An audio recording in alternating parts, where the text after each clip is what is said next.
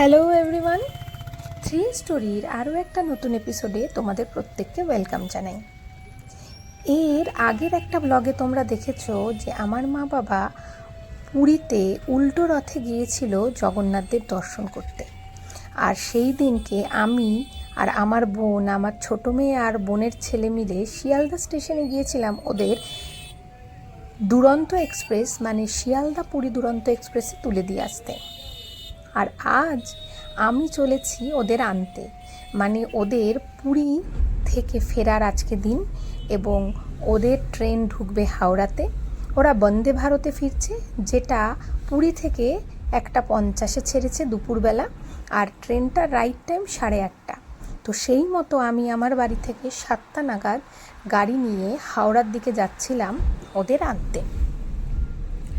আর যেতে যেতে আমি এই যে রাস্তার দুধারে যা যা দেখতে পাচ্ছিলাম তাই ছোটোখাটো জিনিস একটু আমার মোবাইলে ভিডিও করে নিচ্ছিলাম। এটা কোন পথ তোমরা চিনতে নিশ্চয়ই পারছো সবাই। এটা কিন্তু রাজপথ, মানে আমি কিন্তু এটাকে রাজপথ বলেই জানি, অন্য কোনো নাম থাকলেও থাকতে পারে যেটা আমার অজানা। এটা হলো রেড রোডের পথ, মানে মোহনবাগান স্পোর্টিং ক্লাব বা ইডেন গার্ডেন্সের সামনে দিয়ে যে রাস্তাটা যায় সেই রাস্তা ধরেই আমার গাড়ি তখন ছুটে চলেছিল স্ট্যান্ড রোডের দিকে, যাতে আমি হাওড়া স্টেশনে পৌঁছাতে পারি। দিনটা ছিল শুক্রবার, তো মোটামুটি রেড রোডে কিন্তু সেরকম জ্যাম আমি পেলাম না। এই দেখো আমার গাড়িটা এই এগিয়ে চলেছে আকাশবাণী ভবনের দিকে, ওখান থেকে সোজা ও স্ট্যান্ড রোডের দিকে যাবে। তো সেই মতো সেদিনকে আমার সাথে যেহেতু কেউ ছিল না, আমি গাড়ির সামনেই বসেছিলাম, এবং তাই বেশ কিছুটা পরিষ্কার ভিডিও কিন্তু আমি সেই দিন তুলতে পারছিলাম। আমার তখন ঘড়িতে প্রায় 7:30 বেজে গেছে।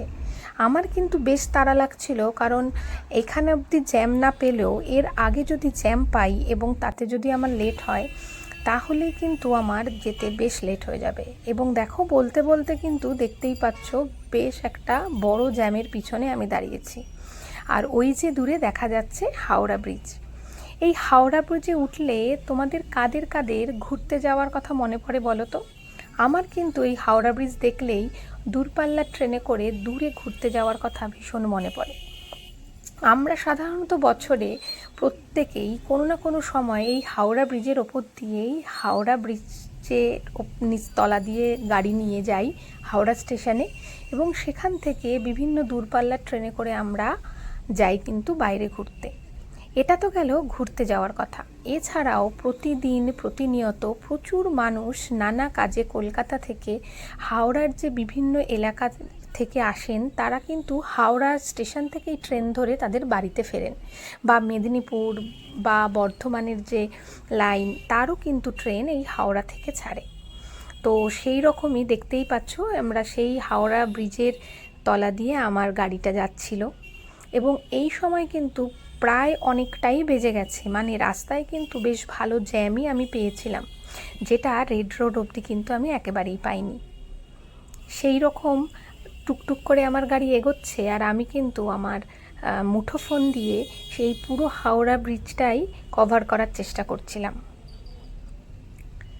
কত বাসে কত লোকের ভিড়, রাস্তার পাশ দিয়ে মানে এই হাওড়া ব্রিজের ফুটপাত দিয়েও দেখতেই পাচ্ছ প্রচুর মানুষ কিন্তু তাদের বাড়ি ফেরার জন্য তারাই এগোচ্ছে হাওড়া স্টেশনের দিকে। হয়তো বা কারোর ছোট বাচ্চা বা তাদের বাড়ির মা বাবা স্ত্রী সবাই অপেক্ষা করে বসে আছে কোন রাতে বাড়ির মানুষটা বাড়িতে ফিরবে। আমরাও কিন্তু সেরকমই অপেক্ষায় থাকি আমাদের বাড়ির কেউ বাইরে গেলে। এই দেখো হাওড়া স্টেশন দেখা যাচ্ছে, আর আমার গাড়িটা দেখতে দেখতে চলে এলো হাওড়া স্টেশনের একদম সামনে। আমার গাড়ি দেওয়ার কথা ছিল একটা অ্যাপে, যেটা আমি দেখতে পাচ্ছিলাম যে 19 নম্বর প্ল্যাটফর্মে ঢোকার কথা।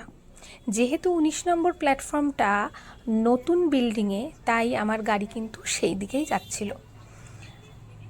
আর দেখতেই পাচ্ছ আবারও কিন্তু আমি জ্যামে আটকিয়ে গেলাম। মানে যত টাইম এগোচ্ছে তত যেন আমার টেনশন বাড়ছে, কারণ মোবাইলের অ্যাপ কিন্তু দেখাচ্ছে গাড়ি খুব শিগগিরই হাওড়া স্টেশন ঢুকবে। আসলে মা বাবার বয়স হয়েছে, তাদের হাতে ভারী ব্যাগ, তারা কিন্তু টেনে নিয়ে ট্রেন থেকে নেমে স্টেশনের পুরো মেন অবধি আসতে পারবে না, যার জন্যই আমার এত রাতে ছুটে আসা। এই দেখো আবারও আমি আটকিয়ে পড়লাম জ্যামে। এইবারে আমি চলে এসেছি হাওড়া স্টেশনের 23 নম্বর প্ল্যাটফর্মে, কারণ তখন ঘোষণা করেছিল যে বন্দে ভারত ট্রেনটা ঢুকছে 23 নম্বর প্ল্যাটফর্মে। সেই মতোই আমি 23 নম্বর প্ল্যাটফর্মের একটু মাঝামাঝি জায়গায় এসে দাঁড়িয়ে আছি। এই যে দেখো বন্দে ভারত ঢুকছে। আমি কিন্তু এই প্রথম বন্দে ভারত ট্রেনটাকে সামনে থেকে দেখছি।